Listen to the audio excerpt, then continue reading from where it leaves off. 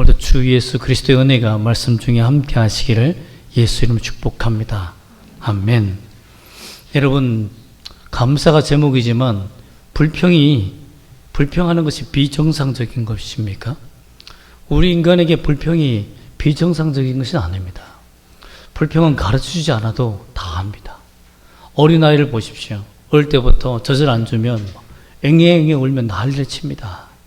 그리고 자기가 불편하면 불편하다고 소리를 치고 난리를 치죠. 저는 미국에서 워싱턴에서 린치버그까지 거의 한 4시간 반 되는 거리를 이제 갔다가 내려오는 중에 있었는데요. 갈 때는 빨리 갔는데 올 때는 참 차들이 많이 막히니까 늦게 오는데요. 우리 큰아이는 잘 있는데 우리 막내아이가 도착하기 1시간 전에 항상 불편하다라고 소리를 지릅니다. 그러면 운전할 수가 없어요. 막 난리를 치니까 막 카시트에서 막 카시트를 뚫고 나올 판이에요. 막 그러니까 어쩔 수 없이 가던 길을 계속 가면 좋은데 가던 길을 멈춰 세워서 아이를 달래고 했던 적이 참 많습니다. 비가 오나 눈이 오나 바람이 부나 해가 떠나 그렇게 했던 적이 있어요. 이게 자기가 불평하니까 불평하는 거죠. 그래서 사람들이 자기의 불평을 듣고 응답을 해주니까 더 그렇게 얘기하는 거 아니겠습니까? 만약 불평하지 않는다면, 자기의 불평을 얘기하지 않는다면 누가 자기의 이 니드 필요한 것을 채워주겠습니까? 그래서 인간은 생존 본능이 불평입니다. 생존 본능이 불평이에요. 없으면 없다 얘기하고 그렇습니다. 그렇기 때문에 새들도 보면 참 입을 크게 벌리고 먹을 거 달라고 막 입을 쫙쫙 벌리며 짹짹거리는 새한테 먼저 아기 새한테 음식을 부어주지 않습니까? 그만큼 그렇습니다. 뭐 동물이나 인간이나 불평은 본능이에요. 그렇기 때문에 본능을 어겨서 뭘 행한다는 것이 어려운 겁니다. 그게 감사예요. 본능대로 살면 너무 쉬워요. 성경에 불평하라. 그럼요, 그거 하지 않아도 잘합니다. 근데 불평하지 마라. 감사하라니까 어려운 거예요. 왜? 생존 본능을 뛰어넘는 것이니까. 못하는 거예요.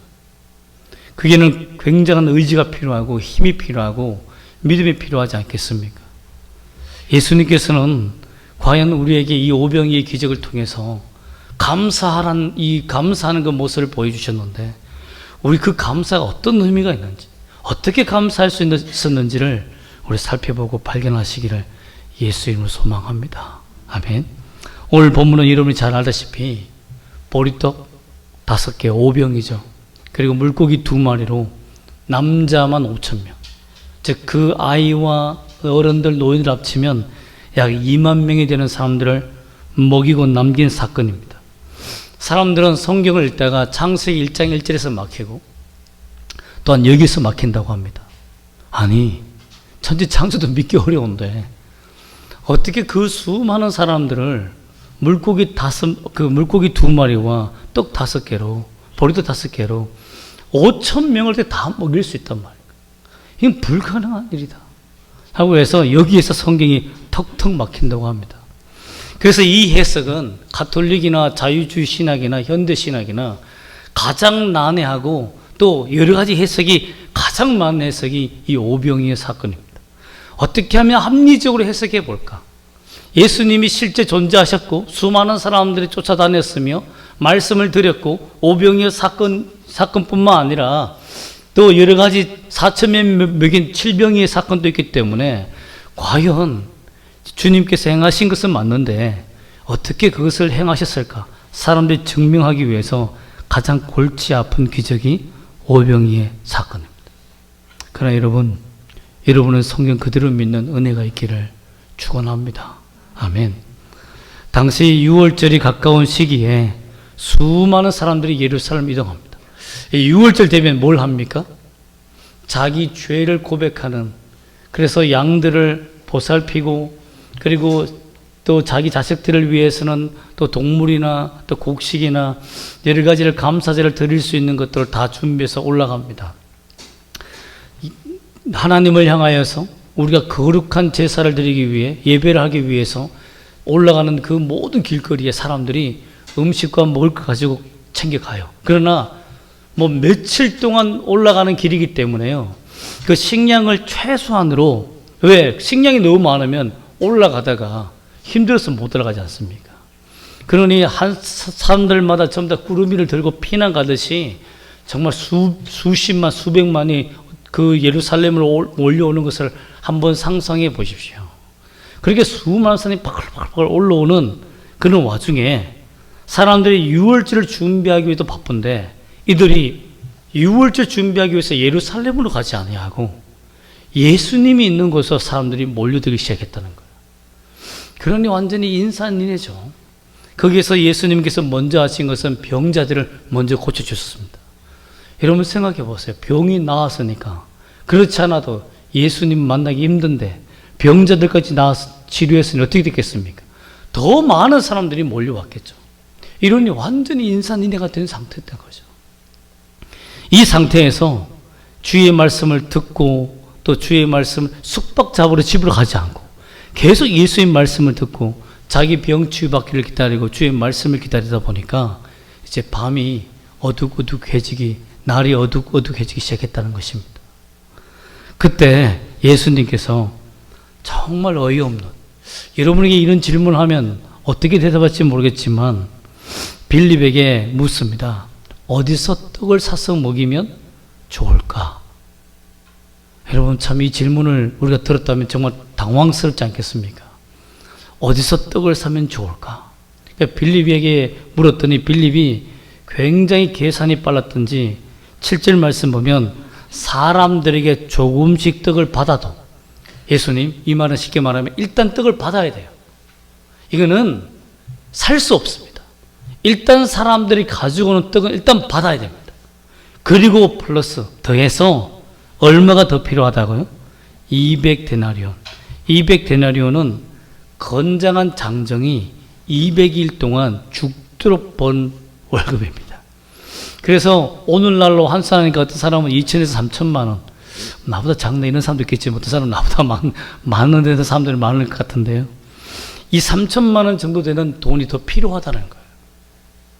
그래야만 여기 있는 사람들 다 먹일 수 있도록 계산이 나온 겁니다. 돈도 없고 또 떡도 없고. 그러니 예수님께 말한 것은 뭐냐면 안 된다라고 불평한 거예요. 예수님이 그 질문을 했지만 우리가 해결할 수 있는 것을 넘어선다 이 말입니다. 그렇게 당연히 불평이 나올 수밖에 없죠. 할 수 없는 부분이니까 당연할 겁니다. 또한 비용이 문제가 아닙니다. 누가 2천만 3천만 원을 도네이션해서 돈이 생겼다고 해도 2만 명에 가까운 사람들의 떡을 누가 시장에 가서 사서 구입해가지고 그걸 들고 오겠습니까? 베드로요? 택도 없습니다. 여러분. 오다가 성질내고 떡 다 던져버리고 막. 또 그러면 2천만 원을 받으면 3천만 원 받으면 다 나눠줍니까? 그래도 부족하다고 했잖아요. 그렇기 때문에 비용 문제도 아닙니다. 이건 떡이 있다고 해서도 될 문제도 아니에요. 떡을 그렇게 파는 사람도 없습니다. 또 해가 뉘역뉘역 지면 유대인들이 일찍 문을 닫아요.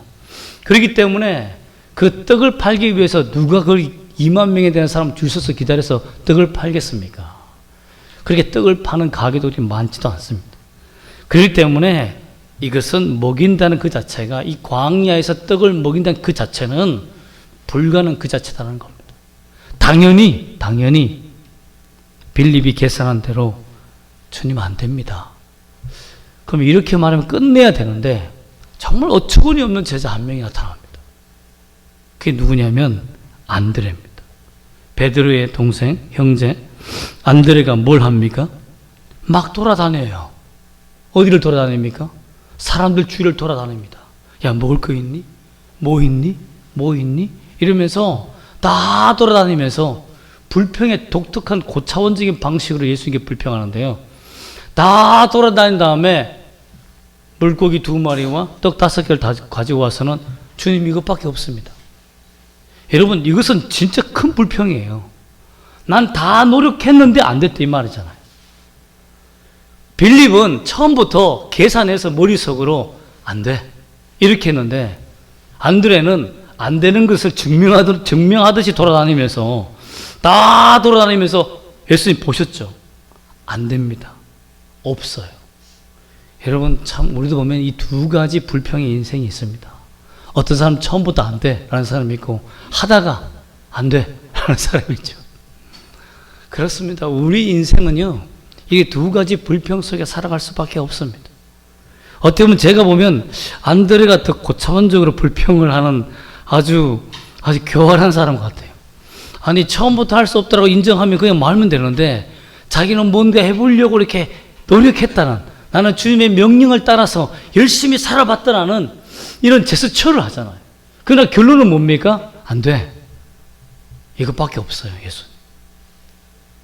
그러면서 하는 말이 뭐냐면 이것 가지고 뭘 하겠습니까? 라고 핀잔까지 합니다. 이것으로 뭘 하겠습니까?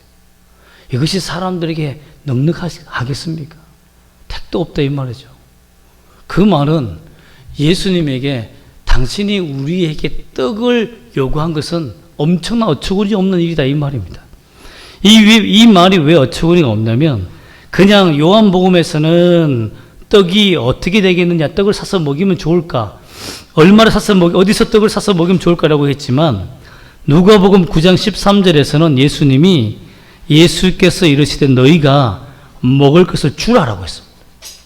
더 큰 명령을 한 거예요. 먹을 것을 너희가 주라. 여러분 생각해 보세요.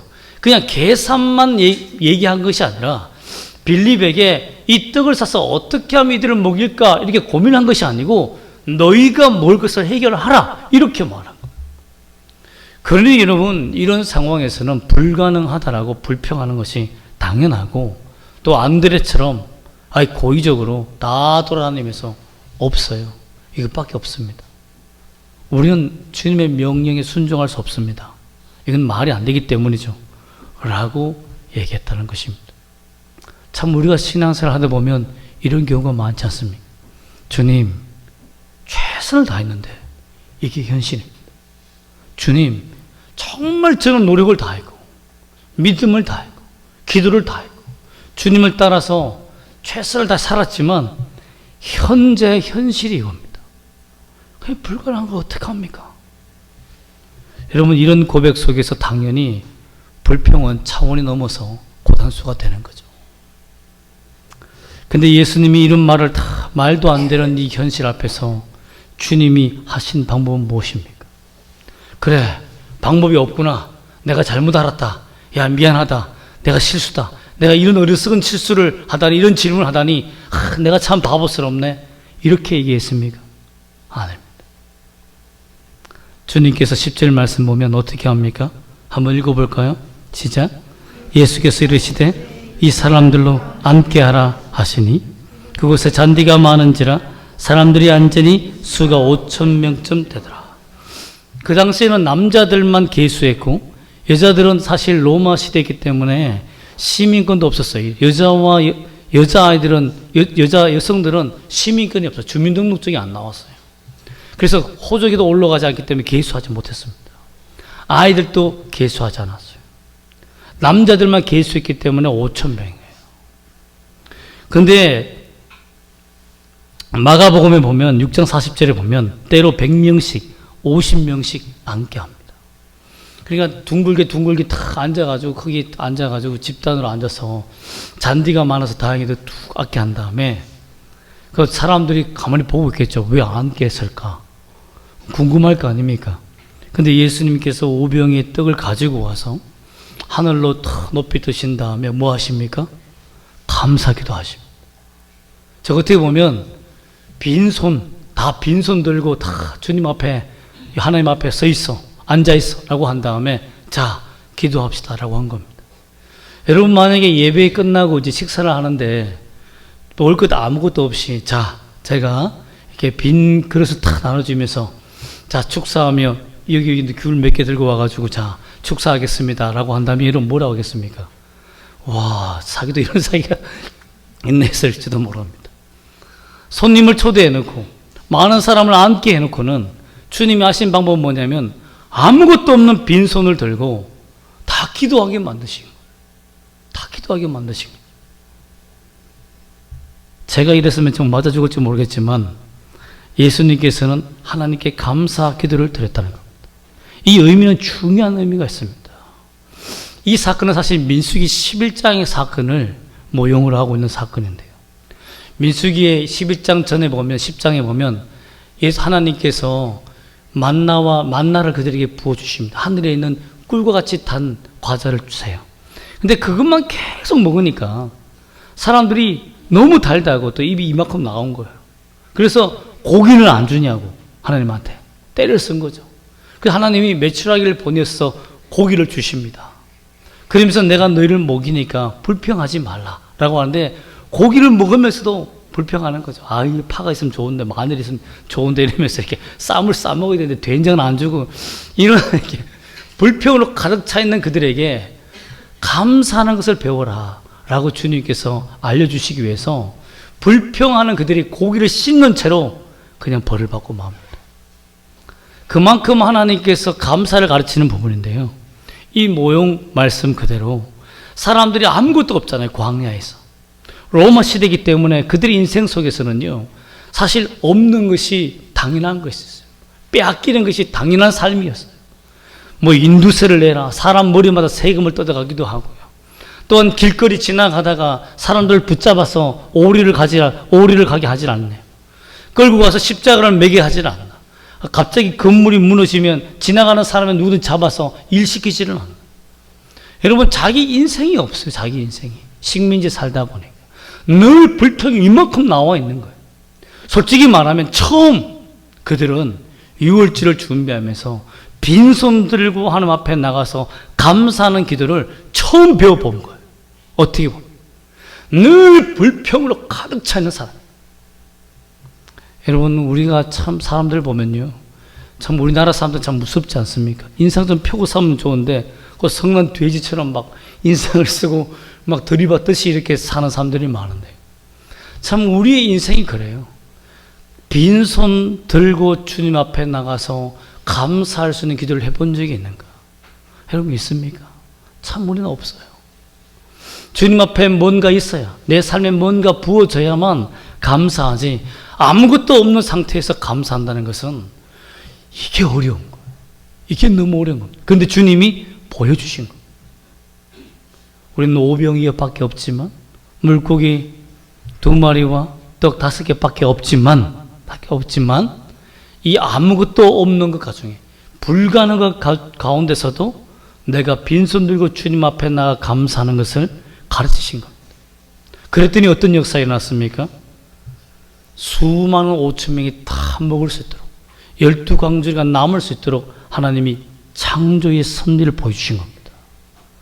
즉 천지 창조가 1장 1절에 창세기 1장 1절에 있었다면, 그 다음 하나님께서 어떻게 보면 재창조와 같은 작은 물고기와 떡을 통하여서 그 5천 명을 먹이시는데, 여러분, 그럼 이런 뭐 3D 프린트로 찍어내는 것도 아니고 그냥 하나님이 그 자리에서 창조해 주시는 거예요.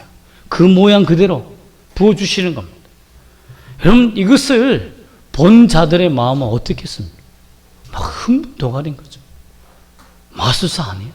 요술사 아니에요? 거기서 예수님이 보여주신 것은 뭐냐면, 무에서 유를 창조하신 하나님, 아무것도 없는 것 가운데서도 있게 만드시는 그 하나님, 그 하나님을 믿느냐라는 것입니다. 너희가 그 하나님 앞에 빈손 들고 나가서 감사할 수 있느냐 이겁니다. 나는 내 하나님 아버지가 전지전능하신 것을 믿기 때문에 내가 아무것도 없어도, 이것밖에 없다라고 불평하여도 이것으로 주님 앞에 내가 감사하며 나간다는 것입니다. 그 주님이 보여주신 거예요. 없을 때 감사.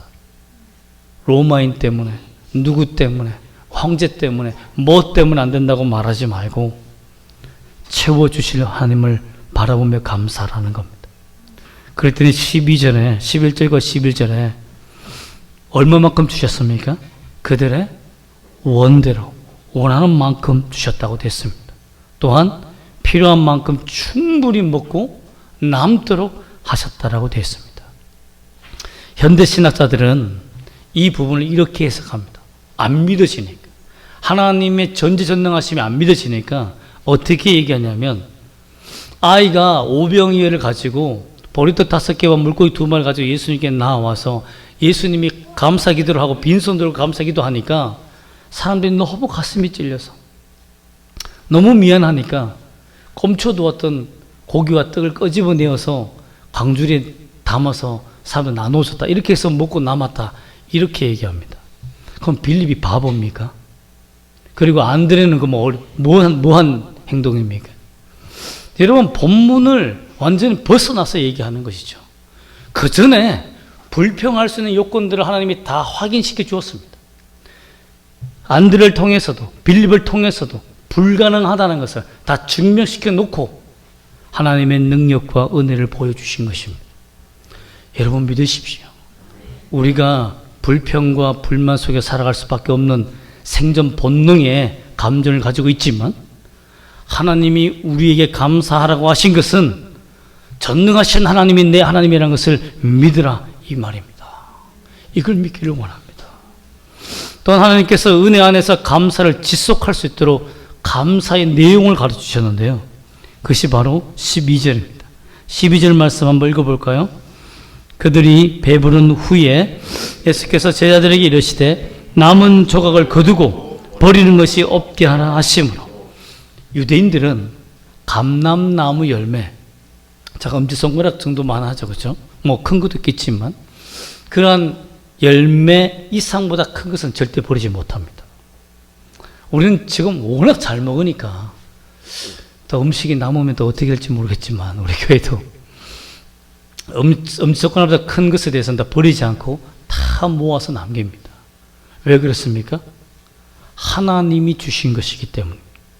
하나님이 주신 것이기 때문에 버리지 말라는 겁니다.